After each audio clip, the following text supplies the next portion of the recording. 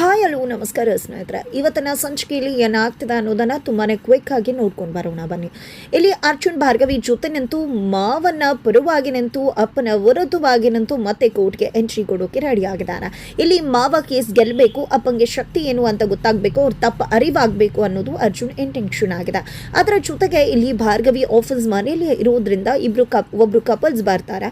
ಅವರು love marriage ಆಗಿರ್ತಾರೆ. But 1.5 ತಿಂಗಳಲ್ಲಿ ಮದುವೆ ಆದ 1.5 ತಿಂಗಳಲ್ಲಿ ಬಿಡುಗಡೆ ಬೇಕು ಅಂತ ಹೇಳಿ ಬಯಸಿರ್ತಾರೆ. ಆ ಒಂದು ಸ್ಟೋರಿಯನ್ನ ಕೇಳಿಸ್ಕೊಂಡಂತ ಭಾರ್ಗವಿ ಅವ್ರನ್ನ ಪ್ರಶ್ನೆ ಮಾಡ್ತಿದ್ದಾಳೆ. ನೀವು 3 ವರ್ಷ ಲವ್ ಮಾಡಿ ಮದುವೆ ಆದ 1.5 ತಿಂಗಳಿಗೆ ನಿಮ್ಗೆ ಬೇಡ ಅಂತ ಅನ್ನಿಸ್ಬಿಡ್ತಾ, ಹಾಗಿದ್ರೆ ಅವತ್ತು ಇಲ್ದೇ ಇರೋ ಇದ್ದಂಥ ಪ್ರೀತಿ ಇವತ್ತು ಇಲ್ವಾಗ ಹೋಯ್ತಾ? ಕಾರಣ ಏನು? ಹಾಗಿದ್ರೆ ಅವತ್ತು ನಿಮಗೆ ಜವಾಬ್ದಾರಿ ಇರಲಿಲ್ಲ, ಮದುವೆ ಆದಮೇಲೆ ಜವಾಬ್ದಾರಿ ಬಂತು. ಹಾಗಾಗಿ ಜವಾಬ್ದಾರಿಯಿಂದ ಕಳಿಸ್ಕೋಬೇಕು ಅನ್ನೋ ಕಾರಣಕ್ಕೆ ಈ ರೀತಿ ಡಿವೋರ್ಸ್ ಬಂದಿದ್ರ ಅಲ್ವಾ ಅಂತ ಪ್ರಶ್ನೆ ಮಾಡ್ತಾಳೆ. ತದನಂತರ ಅವರ ಪ್ರೀತಿಯನ್ನು ಅವರಿಗೆ ಅರಿವು ಮಾಡ್ತಾರೆ. ಮದುವೆಯ ಜೊತೆಗೆ ಜವಾಬ್ದಾರಿ ಕೂಡ ಬರುತ್ತೆ, ಅದು ನಮ್ಮ ಕರ್ತವ್ಯ ನಿಭಾಯಿಸ್ಕೊಂಡು ಸರಿದೂಗಿಸ್ಕೊಂಡು ತಮ್ಮ ಬಾಳ ಸಂಗಾತಿ ಜೊತೆ ಹೋಗಬೇಕು ಅನ್ನೋದನ್ನು ಮನವರಿಕೆ ಮಾಡಿಕೊಡ್ತಾರೆ. ಡಿವೋರ್ಸ್ಗೆ ಅಂತ ಬಂದಿದ್ದವರು ಹಾಗೆ ಒಂದಾಗಿ ಅಲ್ಲಿಂದ ತೆರಳ್ತಾರೆ. ತದನಂತರ ಇತ್ತ ಕಡೆ ಬೃಂದ ಹೇಳಿದಾಗೆ ಶಕ್ತಿ ಮತ್ತು ವಂದನಾ ಇಬ್ಬರು ಕೂಡ ಪ್ಲಾನ್ ಮಾಡ್ಕೊಂಡಿದ್ದಾರೆ.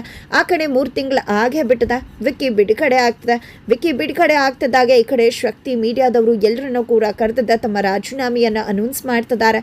ನಮ್ಮಿಂದ ತಪ್ಪಾಗಿದೆ, ನಾನೇ ರಾಜೀನಾಮೆ ಕೊಡ್ತಾ ಇದ್ದೀನಿ, ರಾಜಕೀಯವಾಗಿ ಇನ್ನು ಮುಂದೆ ಮುಂದುವರಿಯೋದಿಲ್ಲ ಅಂತ ಹೇಳ್ತಾರೆ. ಇದು ಎಲ್ಲ ಕಡೆ ವೈರಲ್ ಆಗ್ತದೆ. ಭಾರ್ಗವಿ, ಅರ್ಜುನ್ ಹಾಗೆ ರವೀಂದ್ರ ಅವರು ಎಲ್ರಿಗೂ ಕೂಡ ಗೊತ್ತಾಗಿದೆ.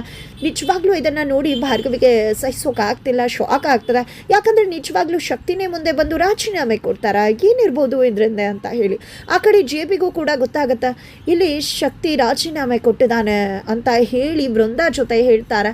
ಆಗ ಬೃಂದ ಇದಕ್ಕೆಲ್ಲ ಕಾರಣ ನಾನೇ ಅನ್ನೋದನ್ನು ಹೇಳುವುದಿಲ್ಲ, ಅದಕ್ಕೆ ಬದಲಾಗಿ ಮುಂದೆ ಏನಾಗುತ್ತೋ ಅದು ಎಲ್ಲವೂ ಕೂಡ ಒಳ್ಳೇದಕ್ಕೋಸ್ಕರನೇ ಮಾವ, ಖಂಡಿತ ನೀವೇನು ಯೋಚನೆ ಮಾಡಬೇಡಿ, ಎಲ್ಲ ಒಳ್ಳೇದೇ ಆಗುತ್ತೆ ಅಂತ ತಿಳಿಸ್ತಿದ್ದಾಳೆ. ಇದರ ನಡುವೆ ವಿಕ್ಕಿ ಮನೆಗೆ ಬರ್ತಿದ್ದಾಗೆ ಭಾರ್ಗವಿ ಮೇಲೆ ಸಿಟ್ಟಾಗ್ತಾರೆ. ಅಪ್ಪನ ಮೇಲೂ ಕೂಡ ಕೋಪ ಮಾಡ್ಕೋತಾರೆ. ನೀವು ಯಾಕೆ ರಾಜೀನಾಮೆ ಕೊಟ್ರಿ ಅಂತ. ನಾನು ರಾಜೀನಾಮೆ ಕೊಟ್ಟಿರ್ಬೋದು, ಬಟ್ ರಾಜಕೀಯದಿಂದ ನಾನು ದೂರ ಉಳಿತಿಲ್ಲ. ನೀನು ರಾಜಕೀಯಕ್ಕೆ ಎಂಟ್ರಿ ಕೊಡ್ತಿದ್ಯಾ, ಇನ್ನು ಮುಂದೆ ನೀನು MLA ವಿಕ್ಕಿ ಆಗ್ತೀಯಾ, ನೀನು ಭಾರ್ಗವಿ ಬಳಿಗೆ ಹೋಗಿ ಕಾಲಿಟ್ಕೊಂಡು ಬದಲಾಗಿದೆಯಾ ಅನ್ನೋ ರೀತಿ ಪೋಷಣೆ ಮಾಡಿ ಅವಳ ವಿಶ್ವಾಸವನ್ನು ಗಳಿಸ್ಕೊ. ಅವಳ ಒಂದು ಯಶಸ್ಸಿಗೆ ಇಡೀ ಜನಗಳ ನಿನಗೆ ಓಟ್ ಹಾಕಿ ಗೆಲ್ಲಿಸ್ತಾರೆ ಅಂತ ಹೇಳ್ತಾರೆ ಶಕ್ತಿ ಮತ್ತು ವಂದನಾ. ಕೊನೆಗೂ ಕೂಡ ಇಲ್ಲಿ ಬೃಂದ ಪ್ಲಾನ್ ಅಂತೆ ಎಲ್ಲವೂ ಕೂಡ ನಡೆಯೋಕೆ ಶುರು ಆಗ್ತದೆ. ಈ ಕಡೆ ಬೃಂದ ಕಳ್ಳಾಟ JP ಪಾಟೀಲ್ಗೆ ಗೊತ್ತಾದರೆ ಖಂಡಿತ JP ಅಂತೂ ಸಿಡಿದೇಳುವುದಂತೂ ಶತಸಿದ್ಧ. ಹಾಗಿದ್ರೆ ಏನಾಗುತ್ತೆ ಮುಂದೆ ತಿಳ್ಕೊಬೇಕು ಅಂದರೆ ಮುಂದಿನ ವಿಡಿಯೋಗೆ ವೇಟ್ ಮಾಡೋದನ್ನು ಮರಿ.